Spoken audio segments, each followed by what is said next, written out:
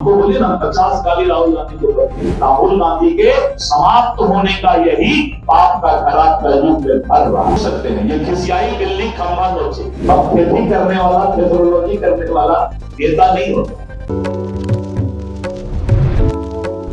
कल गया जी में राहुल गांधी का आगमन होने जा रहा है, लेकिन उनके आगमन से ठीक पहले सियासी गहमागहमी गया जी में पड़ गई है। गया जी में ही नहीं बल्कि बिहार की राजधानी पटना से भी राजनीतिक छिटाकशी जो है वो देखने को मिली है। सबसे पहले मैं आपको बता दूं कि राहुल गांधी बिहार दौरे पर आने वाले हैं। इससे पहले राहुल गांधी ने एक ट्वीट कर दिया है। ट्वीट करते हुए राहुल गांधी ने सरकार को खूब घेरा है। चलिए सबसे पहले राहुल गांधी के इस ट्वीट को पढ़ लेते हैं। ट्वीट करते हुए राहुल गांधी लिखते हैं, 20 साल तक सत्ता में रहने के बाद भी नीतीश जी की डबल इंजन की सरकार न तो बिहार को सुरक्षा दे पाई, न समान और न ही विकास। अपराध, बेरोजगारी, पलायन यह नीतीश बीजेपी सरकार की असली पहचान बन चुकी है। जनता को लाचार बनाकर सत्ता के पीछे रहना ही इनका एजेंडा है। नीतीश सरकार न्याय नहीं सिर्फ सत्ता की राजनीति की प्रतीक बन चुकी है। अब बहुत हुआ, समय आ गया है कि हम न्याय के इस चक्र को तोड़ें और बिहार को सुरक्षा, स्वाभिमान और सम्मान की राह पर आगे लेकर चलें। राहुल गांधी कल बिहार दौरे पर होंगे, लेकिन उससे ठीक पहले उनके इस पोस्ट से बिहार में सियासी हलचल शुरू हो गई है। राहुल गांधी के इस पोस्ट के बाद जीतन राम मांझी का भी एक पोस्ट आया। जीतन राम मांझी ने पोस्ट करते हुए राहुल गांधी के पूरे परिवार को और पूरे कांग्रेस को सरेंडर करने वाला बता दिया जीतन राम मांझी ने। उनके पोस्ट को मैं आपको पढ़ के सुनाता हूँ, देखिए वो किस प्रकार से सबको सरेंडर करने वाला बता रहे हैं। इंदिरा गांधी के सामने नेहरू का सरेंडर, इमरजेंसी को लेकर जनता के सामने इंदिरा का सरेंडर, बोफोर्स के सामने राजीव गांधी का सरेंडर, सोनिया गांधी के सामने मनमोहन सिंह का सरेंडर, राहुल गांधी के अध्यादेश फाड़ने पर पूरे यूपीए सरकार का सरेंडर। जिनका पूरा इतिहास सरेंडर का हो वो दूसरों पर उंगली नहीं उठाते राहुल गांधी जी। ये पोस्ट करते हुए राहुल गांधी को कहीं ना कहीं आईना दिखाने का प्रयास कर रहे हैं जीतन राम मांझी। लेकिन मामला यही नहीं संभलता। जीतन राम मांझी के इस पोस्ट के बाद से जब राजेश राम, जो कि कांग्रेस के बिहार प्रदेश के अध्यक्ष हैं, वो पहुंचे हैं गया जी, तो वहां पर जीतन राम मांझी के ऊपर पलटवार किया है। और पलटवार करते हुए जीतन राम मांझी का इतिहास याद दिलाया और कहा है कि जीतन राम मांझी आज जो कुछ भी बोल रहे हैं, वो कर रहे हैं, वो सब कांग्रेस की देन है। जीतन राम मांझी को बताना चाहिए कि वो कितनी बार कांग्रेस के साथ रहे और चुनाव लड़े हैं, और आज जो वो बोल पा रहे हैं वो कांग्रेस की ही देन है, और जो लहजे का वो इस्तेमाल कर रहे हैं वो ठीक नहीं। तो राजेश राम का ये प्रतिक्रिया था जीतन राम मांझी के ऊपर। इसके साथ ही बीजेपी के तरफ से भी राहुल गांधी के बिहार दौरे से पहले दिलीप जायसवाल, बीजेपी के प्रदेश अध्यक्ष है, उन्होंने बड़ा कटाक्ष कसा है राहुल गांधी के ऊपर। उनके ऊपर कटाक्ष कसते हुए अपने पिता समान देश के प्रधानमंत्री नरेंद्र मोदी के साथ अभद्र भाषा का इस्तेमाल करने का आरोप दिलीप जायसवाल लगा रहे हैं। वो क्या कुछ कह रहे हैं पूरे मामले को लेकर आप सुन लीजिए। मजबूत रहे, ताकि विपक्ष अगर कमजोर हो जाएगा तो फिर जो है लोकतांत्रिक व्यवस्था भी कमजोर हो जाएगी। अब सोचिए, इससे ज्यादा अच्छा सुझाव बीजेपी का अध्यक्ष क्या दे सकता है कि कांग्रेस के मजबूती के लिए भी राहुल गांधी को थोड़ा सा सीख दीजिए। अब बीच बीच में विदेश भाग जाते हैं।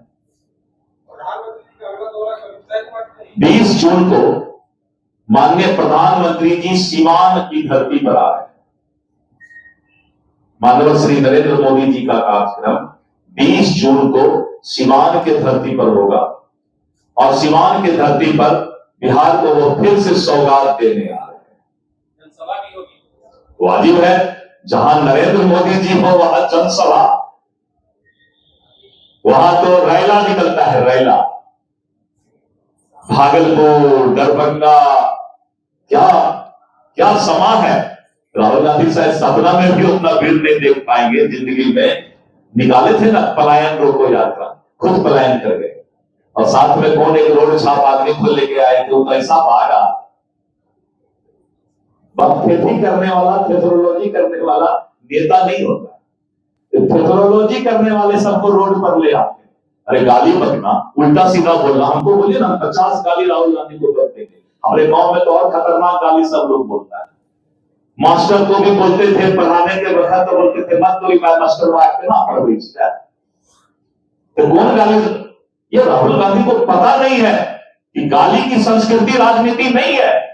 नरेंद्र मोदी जी उनके पिता के समान हैं और अपने पिता के समान को तुम ताम करना, ये भारत का संस्कार नहीं है। राहुल गांधी के समाप्त होने का यही पाप का घड़ा कलयुग में भर रहा है।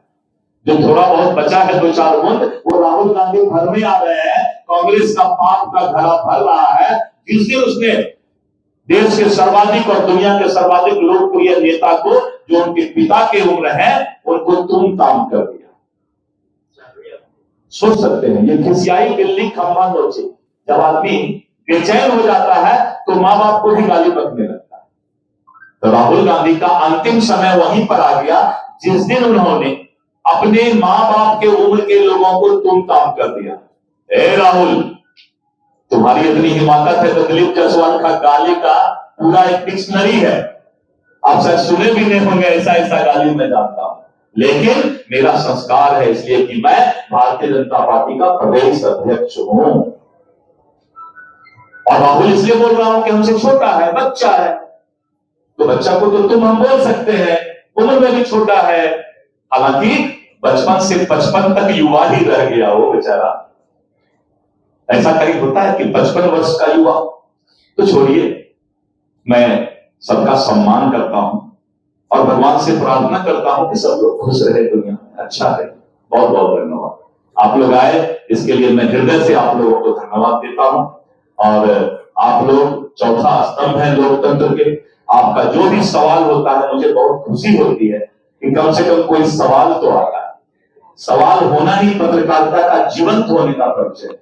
इसलिए मैं हृदय से पुनः आपको बधाई देता हूं। धन्यवाद।